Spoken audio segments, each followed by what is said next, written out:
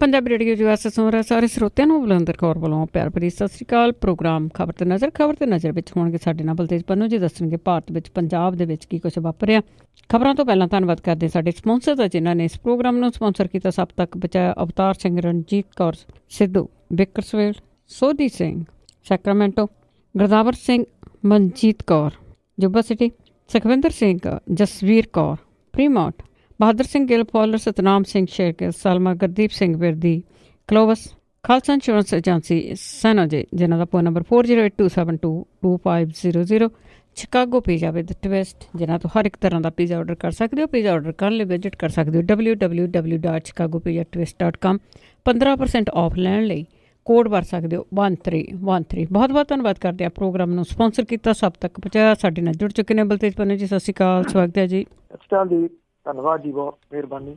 ਜੀ ਤੇ ਗੱਲ ਕਰਦੇ ਹਾਂ ਬਰਗਾੜੀ ਕਾਂਡ ਦੇ ਨਾਲ ਸੰਬੰਧਿਤ। ਮੁੱਖ ਮੰਤਰੀ ਨੇ ਕਿਹਾ ਕਿ ਇਸ ਦੇ ਵਿੱਚ ਬਹੁਤ ਸਾਰੇ ਹੋਰ ਖੁਲਾਸੇ ਹੋਣਗੇ। ਬਿਲਕੁਲ ਜੀ, ਐਕਚੁਅਲੀ ਇਹ ਕਿਉਂਕਿ ਸਮੇਟਦਿਆਂ ਹੋਇਆ ਜੀ ਜਿਹੜੀ ਵਿਧਾਨ ਸਭਾ ਦਾ ਮੌਜੂਦਾ ਸੈਸ਼ਨ ਸੀਗਾ ਜੀ, ਇਹਦੇ ਵਿੱਚ ਬੋਲਦਿਆਂ ਹੋਇਆ ਮੁੱਖ ਮੰਤਰੀ ਹੋਰਾਂ ਨੇ ਬਹਿਬਲ ਕਲਾਂ ਤੇ ਬਰਗਾੜੀ ਕੇਸ ਦਾ ਉਚੇਚੇ ਤੌਰ ਦੇ ਉੱਤੇ ਜ਼ਿਕਰ ਕੀਤਾ ਔਰ ਇਹ ਗੱਲ ਆਖੀ ਕਿ ਆਉਂਦੇ ਦਿਨਾਂ ਦੇ ਦੌਰਾਨ ਬਹੁਤ ਸਾਰੇ ਅਹਿਮ ਖੁਲਾਸੇ ਜਿਹੜੇ ਆ ਜੀ ਉਹ ਹੋਣਗੇ। ਔਰ ਉਹਨਾਂ ਕਿਹਾ ਕਿ ਇਹ ਜਿਹੜੇ ਕਾਂਡ ਸੀਗੇ ਇਹ ਪਿਛਲੀ ਸਰਕਾਰ ਦੀਆਂ ਨਾਕਾਮੀਆਂ ਦਾ ਨਤੀਜਾ ਸੀ, ਜਿਨ੍ਹਾਂ ਦਾ ਸਰਕਾਰ ਦੇ ਉੱਤੇ ਕੋਈ ਕੰਟਰੋਲ ਨਹੀਂ ਸੀਗਾ। ਉਹਨਾਂ ਨੇ ਇਹ ਵੀ ਗੱਲ ਜਿਹੜੀ ਆਖੀ ਕਿ ਇਹ ਜਿਹੜੀ ਜਾਂਚ ਹੈ, ਉਹਨਾਂ ਕਿਹਾ ਕਿ SIT ਦੀ ਜਿਹੜੀ ਜਾਂਚ ਹੈ ਅਸੀਂ ਉਹਦੇ ਵਿੱਚ ਕੋਈ ਦਖਲ ਨਹੀਂ ਦੇ ਰਹੇ, ਪਰ ਉਹਨਾਂ ਨੇ ਕਿਹਾ ਕਿ SIT ਦੀ ਜਾਂਚ ਜਿਹੜੀ ਆ ਉਹ ਉੱਪਰ ਤੱਕ ਪਹੁੰਚੂਗੀ। ਇਹ ਇਸ਼ਾਰਾ ਜਿਹੜਾ ਜੀ ਉਹ ਮੁੱਖ ਮੰਤਰੀ ਹੋਰਾਂ ਨੇ ਕੀਤਾ। ਉਧਰ ਜਿਹੜੀ ਜੇ ਜਾਂਚ ਦੀ ਆਪਾਂ ਥੋੜ੍ਹੀ ਗੱਲ ਕਰੀਏ ਤਾਂ ਜਾਂਚ ਦੇ ਵਿੱਚ ਇਹ ਆ ਕਿ ਜਿਹੜੀਆਂ ਕੁਛ ਅਹਿਮ ਗੱਲਾਂ ਜਿਹੜੀਆਂ ਮੁਸ਼ਕਲ ਬਣ ਰਹੀਆਂ ਨੇ, ਜਿਹੜਾ ਅਰੈਸਟ ਹੋਇਆ IG ਆ ਉਹਦੇ ਵਾਸਤੇ ਕਿ ਉਹਨੇ ਕਿਸੇ ਜਗ੍ਹਾ ਵੀ ਜਿਹੜਾ ਰੋਜ਼ਨਾਮਚਾ ਹੁੰਦਾ ਉਹਦੇ ਵਿੱਚ ਐਂਟਰੀ ਪਾਉਣੀ ਪੈਂਦੀ ਆ ਪੁਲਿਸ ਵਾਲਿਆਂ ਨੂੰ ਕਿ ਉਹ ਕਿੱਥੇ ਜਾ ਰਹੇ ਆ ਤੇ ਮੁੜ ਕੇ ਉਹ ਕਿੰਨੇ ਵਜੇ ਜਿਹੜਾ ਦੀ ਉਹ ਵਾਪਸ ਆਏ। ਇਹਦੀ ਕੋਈ ਐਂਟਰੀ ਜਿਹੜੀ ਉਹ ਨਹੀਂ ਲੱਭੀ। ਜਿਹੜੇ ਅੰਦਰੂਨੀ ਸੂਤਰ ਆ ਜੀ ਉਹ ਇਹ ਵੀ ਦੱਸਦੇ ਆ ਕਿ ਕੋਈ 182 ਦੇ ਕਰੀਬ ਲੁਧਿਆਣੇ ਤੋਂ ਜਿਹੜੇ ਪੁਲਿਸ ਵਾਲੇ ਨੇ, ਜਿਹਦੇ ਚ ਸਿਪਾਹੀ ਹੌਲਦਾਰ ਜਿਹੜੇ ਦੀ ਉਹ ਸ਼ਾਮਲ ਹੈ, ਉਹਨਾਂ ਤੋਂ ਜਿਹੜੀ ਪੁੱਛਗਿੱਛ ਆ SIT ਨੇ ਕੀਤੀ ਆ, ਉਹਦੇ ਵਿੱਚ ਉਹਨਾਂ ਨੇ ਇਹ ਬਿਆਨ ਦਿੱਤੇ ਆ ਕਿ ਸਾਨੂੰ ਤਾਂ ਜਿਹੜੇ ਉਮਰਾ ਨੰਗਲ ਸਰ ਸੀ ਉਹਨਾਂ ਦਾ ਹੀ ਹੁਕਮ ਸੀਗਾ ਜੀ ਉੱਥੇ ਜਾਣ ਦਾ, ਕਿਉਂਕਿ ਜੇ ਉਹ ਲੁਧਿਆਣਾ ਡਿਸਟ੍ਰਿਕਟ ਫੋਰਸ ਜਿੱਥੇ ਉਹ IG ਸਨ ਉਹ ਲੈ ਕੇ ਜਾ ਰਹੇ ਆ, ਉਹਦੀ ਐਂਟਰੀ ਕੋਈ ਨਾ ਲੱਭਣੀ, ਇਹ ਆਪਣੇ ਆਪ ਦੇ ਵਿੱਚ ਇੱਕ ਬਹੁਤ ਵੱਡਾ ਜਿਹੜਾ ਜੀ ਉਹ ਸਵਾਲ ਹੈ, ਜਿਹੜਾ ਬਿਨਾਂ ਕਿਸੇ ਸ਼ੱਕ ਦੇ ਇਸ ਪੂਰੀ ਜਾਂਚ ਦੇ ਵਿੱਚ ਅਰੈਸਟ ਕੀਤੇ ਗਏ IG ਦੇ ਖਿਲਾਫ ਜਿਹੜਾ ਜੀ ਹੋ ਜਾਊਗਾ।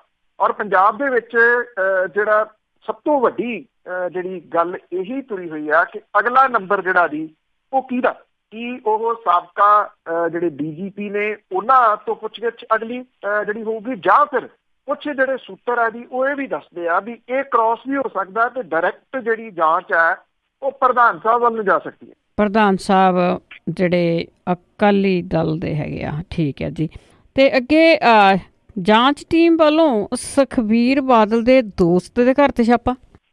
ਇਹ ਬਹੁਤ ਅਹਿਮ ਕੜੀ ਹੈ ਜੀ ਅਗਲੀ ਇੱਕ ਇਸ ਸਾਰੀ ਕਹਾਣੀ ਦੀ।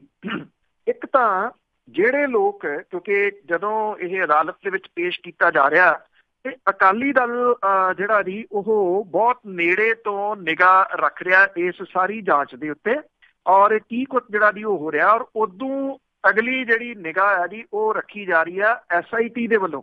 SIT ਦੇ ਵੱਲੋਂ ਕੁਛ ਜਿਹੜੀਆਂ ਜਿਹੜੇ ਬੰਦੇ ਨੇ ਉਹ ਵੀ ਚਿੱਟ ਕੱਪੜੀਏ ਅੰਦਰ, ਉਹ ਇਹ ਦੇਖਦੇ ਆ ਕਿ ਕੌਣ ਕੌਣ ਲੋਕ ਆ ਜਿਹੜੇ ਅਦਾਲਤ ਦੇ ਬਾਹਰ ਆਉਂਦੇ ਆ। ਇੱਕ ਫੋਟੋ ਜਿਹੜੀ ਆ ਜੀ ਉਹ ਚੱਲ ਰਹੀ ਆ ਜਦੋਂ ਮੰਗਲਵਾਰ ਨੂੰ IG ਉਮਰਾ ਨੰਗਲ ਹੋਰਾਂ ਦੀ ਪੇਸ਼ੀ ਜਿਹੜੀ ਹੋਈ ਆ, ਜਦੋਂ ਰਿਮਾਂਡ ਲਿਆ ਤੇ ਉਹਦੇ ਵਿੱਚ ਜਿਹੜਾ ਇੱਕ ਵਿਅਕਤੀ ਜਿਹੜਾ ਸੁਖਬੀਰ ਸਿੰਘ ਬਾਦਲ ਹੋਰਾਂ ਦਾ ਬਹੁਤ ਕਰੀਬੀ ਆ, ਉਹ ਵੀ ਉਸ ਭੀੜ ਦੇ ਵਿੱਚ ਖੜਾ ਉਸ ਫੋਟੋ ਦੇ ਵਿੱਚ ਜਿਹੜਾ ਦੀ ਉਹ ਵਿਖਾਇਆ ਜਾ ਰਿਹਾ ਕਿ ਨੇੜੇ ਤੋਂ ਨਿਗਾਹ ਜਿਹੜੀ ਉਹ ਰੱਖੀ ਜਾ ਰਹੀ ਆ। ਚਲੋ ਖੈਰ ਬਾਹਰ ਤਾਂ ਕੋਈ ਵੀ ਜਾ ਸਕਦਾ, ਪਰ ਅਗਲੀ ਜਿਹੜੀ ਕਹਾਣੀ ਆ ਦੀ ਉਹ ਇੱਕ ਵੱਡਾ ਸਬੂਤ ਤੁਸੀਂ ਕਹਿ ਲਓ, ਬੇਸ਼ੱਕ ਅਜੇ SIT ਇਹਦੀ ਪੁਸ਼ਟੀ ਨਹੀਂ ਕਰ ਰਹੀ, ਪਰ ਇਹ ਇੱਕ ਬਹੁਤ ਵੱਡਾ ਸਬੂਤ ਜਿਹੜਾ ਜੀ ਉਹਦੇ ਹੱਥ ਲੱਗ ਰਿਹਾ SIT ਦੇ। ਉਹ ਸਬੂਤ ਇਹ ਆ ਆਪਾਂ ਗੱਲ ਕਰ ਰਹੇ ਹਾਂ ਕਿ ਪੁਲਿਸ ਨੇ ਕਹਾਣੀ ਕੀ ਬਣਾਈ ਕਿ ਪੁਲਿਸ ਦੇ ਉੱਤੇ ਹਮਲਾ ਕੀਤਾ ਗਿਆ। ਚਰਨਜੀਤ ਸ਼ਰਮਾ ਨੇ ਬਹੁਤਾ ਕੁਝ ਦੱਸਿਆ। ਮੈਂ ਬਾਰ-ਬਾਰ ਕਹਿੰਦਾ ਜੀ ਕਿ ਚੀਜ਼ਾਂ ਸਾਹਮਣੇ ਆਉਣਗੀਆਂ। ਚਰਨਜੀਤ ਸ਼ਰਮਾ ਬਹੁਤ ਕਹਾਣੀ ਜਿਹੜੀ ਹੈ ਜੀ ਉਹ ਕਹਿ ਗਿਆ ਕਿ ਪੁਲਿਸ ਦੇ ਉੱਤੇ ਹਮਲਾ ਹੋਇਆ, ਜਦੋਂ ਕਿ ਪੁਲਿਸ ਨੇ ਉਹ ਹਥਿਆਰ ਬਰਾਮਦ ਨਹੀਂ ਕੀਤਾ ਜੀ। ਜੇ ਹਮਲਾ ਉਹਦੇ ਉੱਤੇ ਹੋਇਆ ਸੀ, ਉਹ ਕਹਿੰਦੇ ਕਿ ਹਮਲਾ ਹੋਇਆ, ਅਸੀਂ ਸੈਲਫ ਪ੍ਰੋਟੈਕਸ਼ਨ ਦੇ ਵਿੱਚ ਜਿਹੜੀ ਗੋਲੀ ਆ ਉਹ ਚਲਾਈ। ਹੁਣ ਕਹਾਣੀ ਜਿਹੜੀ ਜੀ ਇਹ ਤੋਂ ਅੱਗੇ ਤੁਰ ਪਈ। ਇਸ ਮਾਮਲੇ ਦੇ ਵਿੱਚ ਜਿਹੜਾ ਹਥਿਆਰ ਵਰਤਿਆ ਗਿਆ ਸੀਗਾ ਇਹਦੀ ਸ਼ਨਾਖਤ ਹੋ ਗਈ ਆ, ਔਰ ਪੁਲਿਸ ਨੇ ਸਿੱਖ ਸੰਗਤ ਦੇ ਉੱਤੇ ਗੋਲੀਆਂ ਚਲਾਉਣ ਤੋਂ ਬਾਅਦ ਆਪਣੀ ਸਵੈ ਰੱਖਿਆ ਲਈ ਆਪਣੀ ਜਿਪਸੀ ਦੇ ਉੱਤੇ ਗੋਲੀਆਂ ਚਲਾ ਕੇ ਜਿਹੜਾ 200 ਅਣਪਛਾਤੇ ਵਿਅਕਤੀਆਂ ਦੇ ਖਿਲਾਫ ਇਰਾਦਾ ਕਤਲ ਦਾ ਮਾਮਲਾ ਦਰਜ ਕੀਤਾ ਸੀਗਾ। ਉਹਦੀ ਜਾਂਚ ਦੇ ਦੌਰਾਨ ਇਹ ਸਪਸ਼ਟ ਹੋ ਗਿਆ ਕਿ ਪੁਲਿਸ ਦੀ ਜਿਪਸੀ ਦੇ ਉੱਤੇ ਜਿਹੜੀਆਂ ਗੋਲੀਆਂ ਵੱਜੀਆਂ ਸੀ ਉਹ ਦੁਨਾਲੀ ਰਾਈਫਲ ਦੇ ਨਾਲ ਪੁਲਿਸ ਅਧਿਕਾਰੀਆਂ ਵੱਲੋਂ ਮਾਰੀਆਂ ਗਈਆਂ ਸੀ। ਫਰੀਦਕੋਟ ਦੇ ਵਿੱਚ ਹਰਿੰਦਰਾ ਨਗਰ ਦਾ ਇੱਕ ਜਿਹੜਾ ਨੌਜਵਾਨ ਐਡਵੋਕੇਟ ਹੈ, ਉਹਨੂੰ ਜਾਂਚ ਟੀਮ ਨੇ ਪੁੱਛਗਿੱਛ ਦੇ ਵਾਸਤੇ ਕਪੂਰਥਲੇ ਬੁਲਾਇਆ ਸੀ। ਪੜਤਾਲ ਦੇ ਦੌਰਾਨ ਪਤਾ ਇਹ ਲੱਗਿਆ ਇਸ ਵਕੀਲ ਨੇ ਜਿਹੜਾ ਐਸਪੀ ਸੀ ਬਿਕਰਮ ਸਿੰਘ, ਉਹਨੂੰ ਆਪਣੀ ਦੁਨਾਲੀ ਰਾਈਫਲ ਵਰਤਣ ਲਈ ਦਿੱਤੀ ਸੀ, ਔਰ ਇਸ ਵਕੀਲ ਦਾ ਹਥਿਆਰ ਬਹਿਬਲ ਕਲਾਂ ਕਾਂਡ ਦੇ ਵਿੱਚ ਵਰਤਿਆ ਗਿਆ। ਔਰ ਉਹਦਾ ਪਰਿਵਾਰ ਜਿਹੜਾ ਜੀ ਉਹ ਸੁਖਬੀਰ ਸਿੰਘ ਬਾਦਲ ਹੋਰਾਂ ਦੇ ਕਰੀਬੀ ਦੋਸਤਾਂ ਦੇ ਵਿੱਚੋਂ ਇੱਕ ਹੈ। ਇਹਦੇ ਘਰੇ ਜਾਂਚ ਟੀਮ ਨੇ ਜਿਹੜਾ ਜੀ ਉਹ ਇਸ ਵਕੀਲ ਦੇ ਘਰੇ ਛਾਪਾ ਮਾਰਿਆ। ਛਾਪੇਮਾਰੀ ਦੇ ਦੌਰਾਨ ਵਕੀਲ ਜਿਹੜਾ ਜੀ ਉਹ ਘਰੇ ਨਹੀਂ ਮਿਲਿਆ। ਇਹਦੀ ਪੁਸ਼ਟੀ ਜਿਹੜੀ ਹੈ ਜੀ ਛਾਪੇ ਦੀ ਤਾਂ ਹੋ ਰਹੀ ਆ, ਪਰ ਉਹ ਕਿਉਂ ਛਾਪਾ ਮਾਰਿਆ ਗਿਆ ਇਹਦੀ ਪੁਸ਼ਟੀ ਜਿਹੜੀ ਹੈ ਜੀ ਅਜੇ SIT ਨਹੀਂ ਜਿਹੜੀ ਦੀ ਉਹ ਕਰ ਰਹੀ। ਜਾਂਚ ਟੀਮ ਨੇ ਫਰੀਦਕੋਟ ਦੀ ਇੱਕ ਮਸ਼ਹੂਰ ਪੰਕਜ ਮੋਟਰਸ ਕੰਪਨੀ ਦੇ ਕੁਝ ਅਧਿਕਾਰੀਆਂ ਦੇ ਟਿਕਾਣਿਆਂ ਦੇ ਉੱਤੇ ਵੀ ਛਾਪੇ ਮਾਰੇ ਆ। ਪੰਕਜ ਮੋਟਰਸ ਹੁਣ ਬੰਦ ਹੋ ਚੁੱਕੀ ਆ। ਇਹਦੇ ਮਾਲਕ ਦੇ SP ਬਿਕਰਮ ਸਿੰਘ ਦੇ ਨਾਲ ਨੇੜਲੇ ਜਿਹੜੇ ਦੀ ਉਹ ਸਬੰਧ ਨੇ।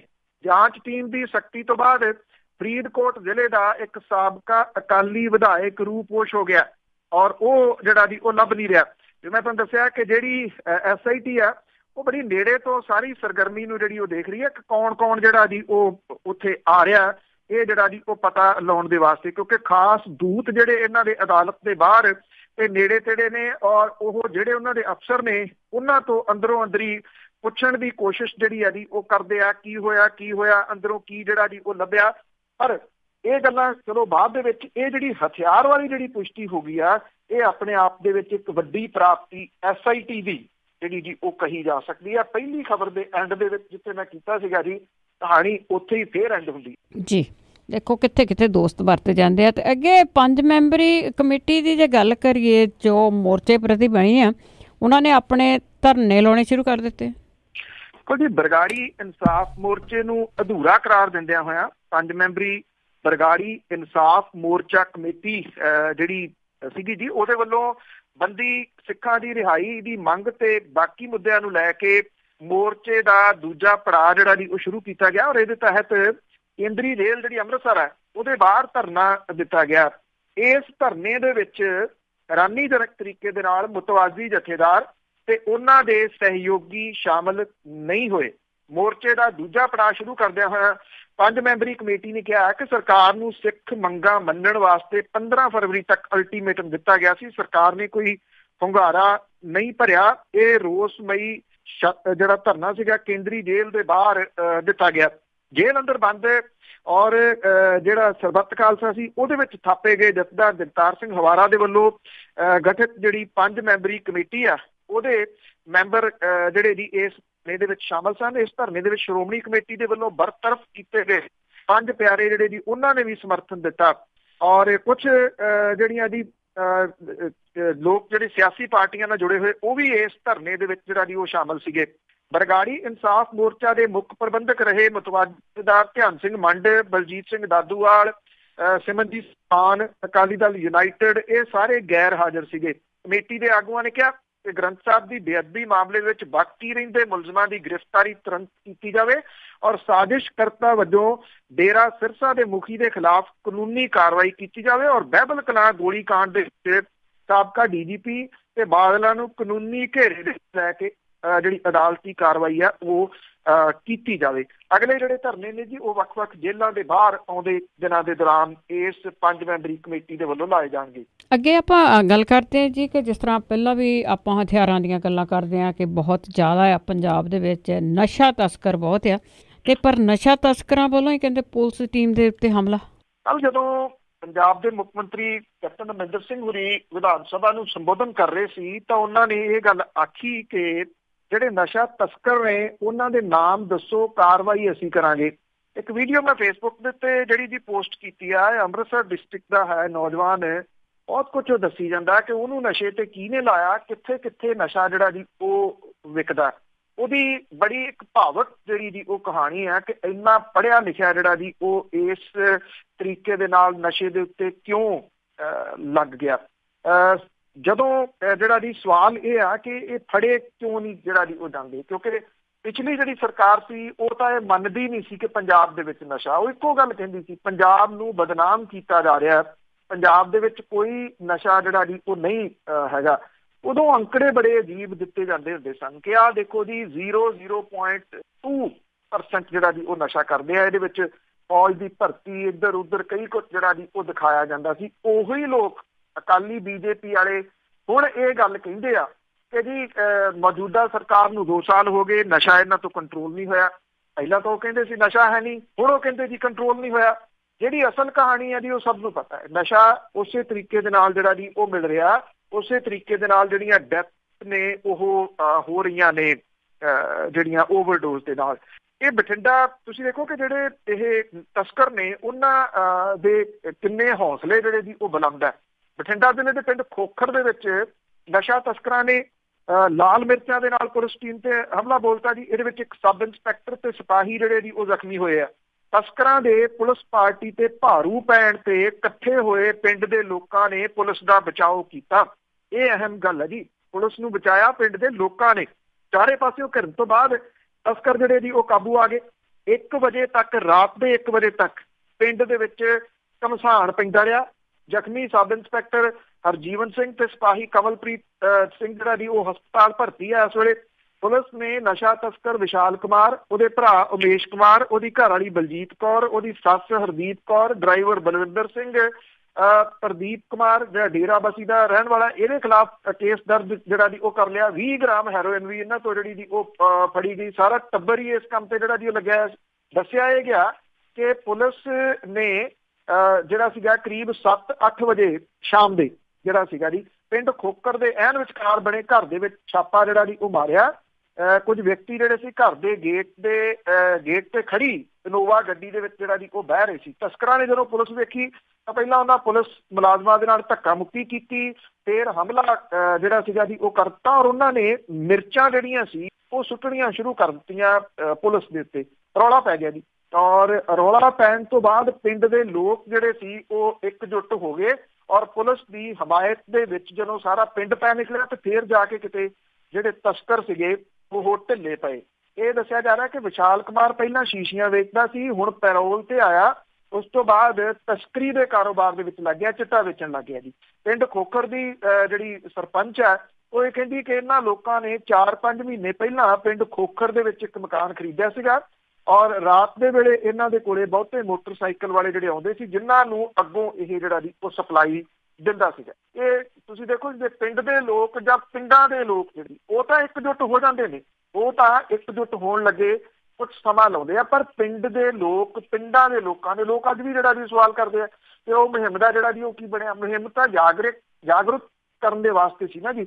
ਮੁਹਿੰਮ ਨੇ ਤਸਕਰ ਥੋੜੀ ਫੜਨੇ ਆ ਜੀ, ਮੁਹਿੰਮ ਨੇ ਤਸਕਰਾਂ ਦੇ ਉੱਤੇ ਕੇਸ ਜਿਹੜੇ ਆ ਥੋੜੀ ਦਰਜ ਕਰਨੇ ਆ। ਇਹ ਤਾਂ ਪ੍ਰਸ਼ਾਸਨ ਦਾ ਕੰਮ ਹੈ, ਇਹ ਤਾਂ ਸਰਕਾਰਾਂ ਦਾ ਜਿਹੜਾ ਜੀ ਉਹ ਕੰਮ ਹੈ।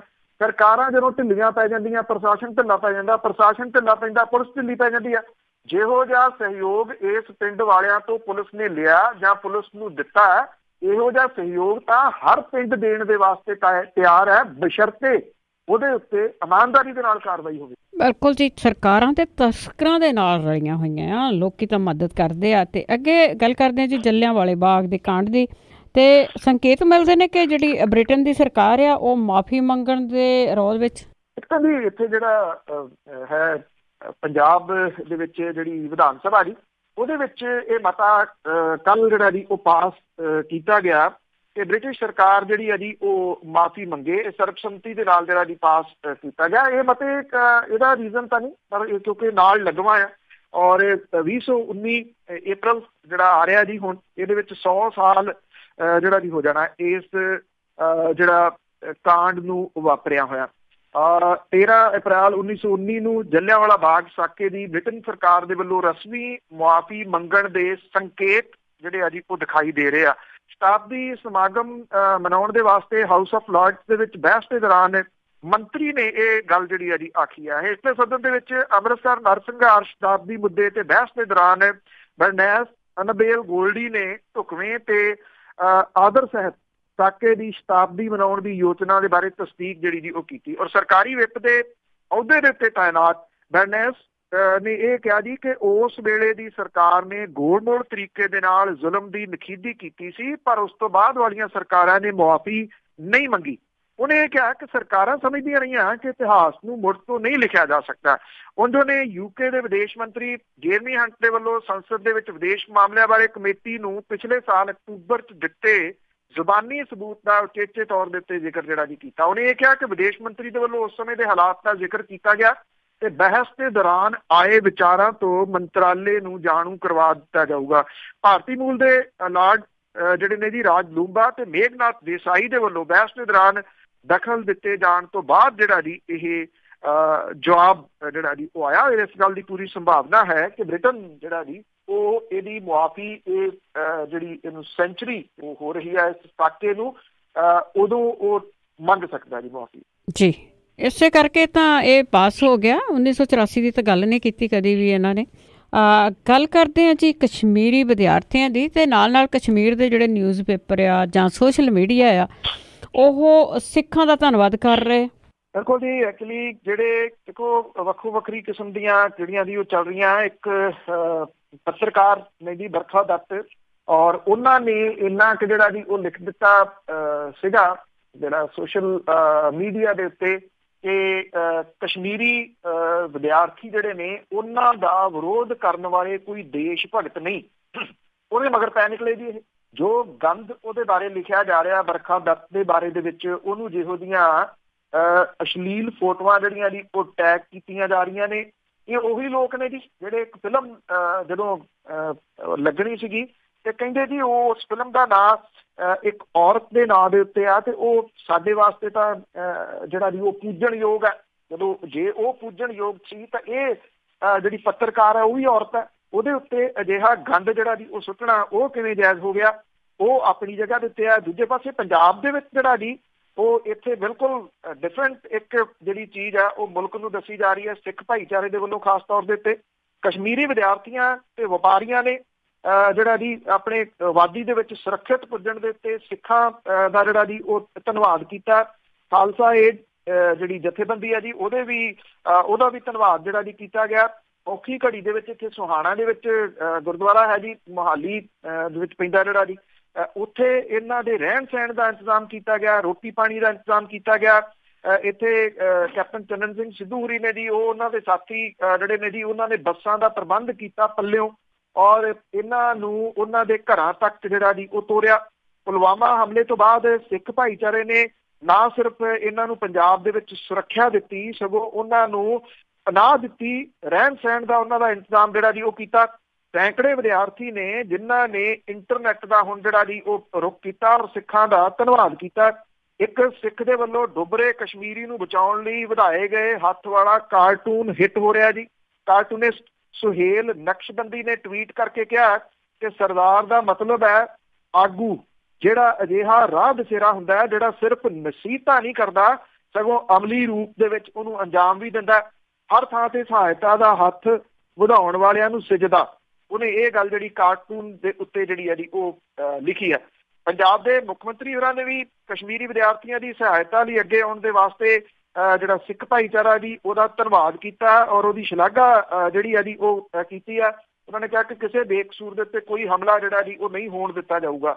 ਉਹਦੇ ਭਾਵੇਂ ਇੱਥੇ ਦਮਗਜੇ ਮਾਰਨ ਵਾਲੇ ਤਾਂ ਹੈਗੇ ਸੀ ਜਿਹੜੇ ਕਹਿੰਦੇ ਅਸੀਂ ਮਨੁੱਖੀ ਬੰਬ ਬਣਨਾ, ਉਹ ਮੁੜ ਕੇ ਤਾਂ ਜਿਹੜਾ ਜੀ ਉਹ ਲੱਭੇ ਨਹੀਂ। ਪਰ ਇੰਨਾ ਜ਼ਰੂਰ ਹੈ ਕਿ ਭਾਈਚਾਰਾ ਜਿਵੇਂ ਪਹਿਲੇ ਦਿਨ ਤੋਂ ਸੁਚੇਤ ਹੋ ਗਿਆ ਇਹ ਬੜਾ ਜਿਹੜਾ ਜੀ ਉਹ ਪੋਜ਼ਿਟਿਵ ਰਿਹਾ। ਨਹੀਂ ਤਾਂ ਕਈ ਵਾਰੀ ਨੁਕਸਾਨ ਹੋਣ ਤੋਂ ਬਾਅਦ ਜਿਹੜਾ ਜੀ ਉਹ ਸੁਚੇਤ ਹੋਇਆ ਜਾਂਦਾ।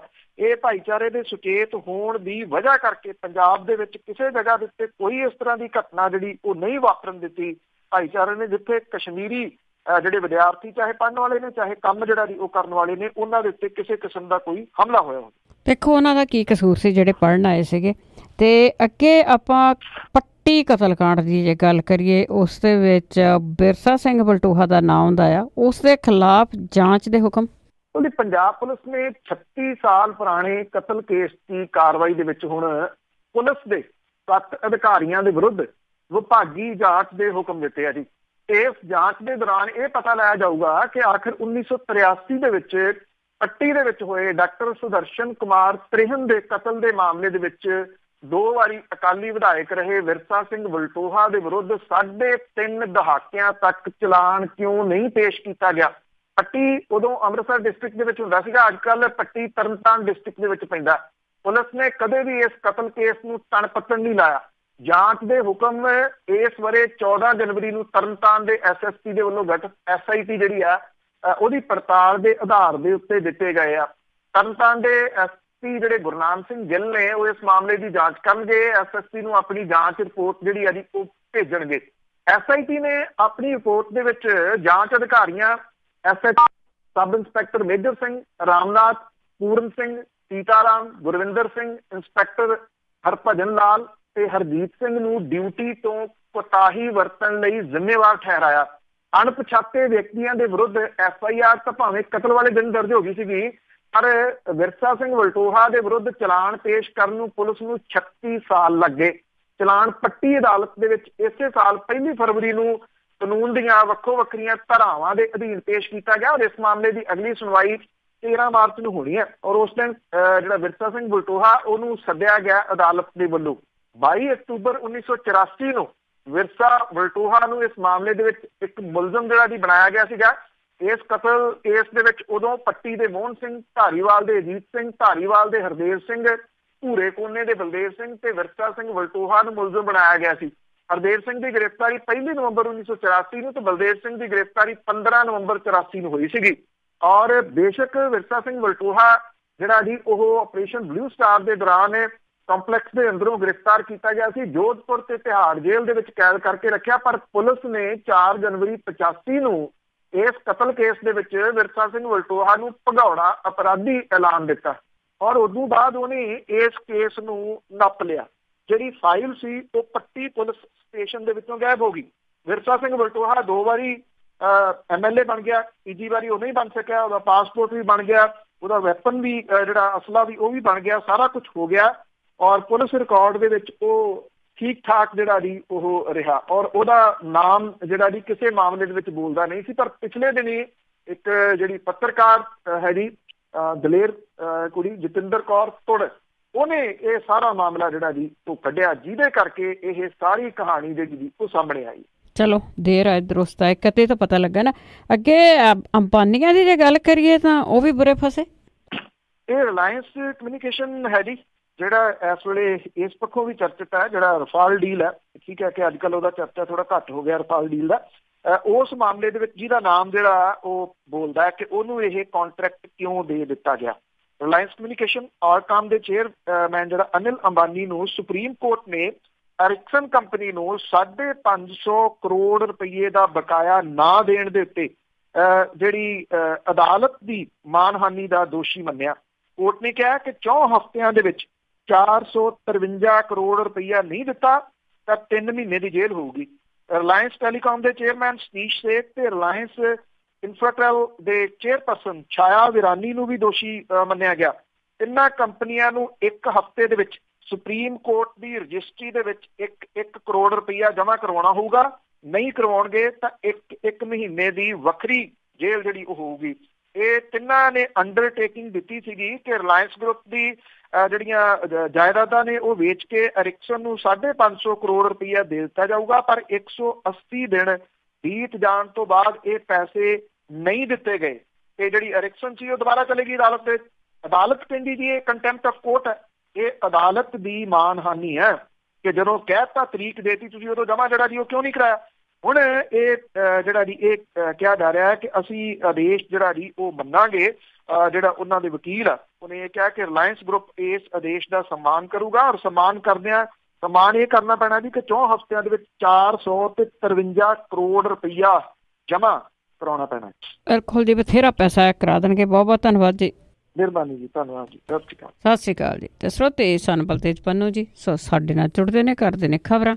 ਇਸੇ ਦੇ ਨਾਲ ਸਾਡਾ ਅੱਜ ਦਾ ਬੁਲਟਨ ਇੱਥੇ ਹੀ ਸਮਾਪਤ। ਬਲਵਿੰਦਰ ਕੌਰ ਵੱਲੋਂ ਆਪ ਸਭ ਨੂੰ ਹੀ ਪਿਆਰ ਭਰੀ ਸਤਿ ਸ਼੍ਰੀ ਅਕਾਲ।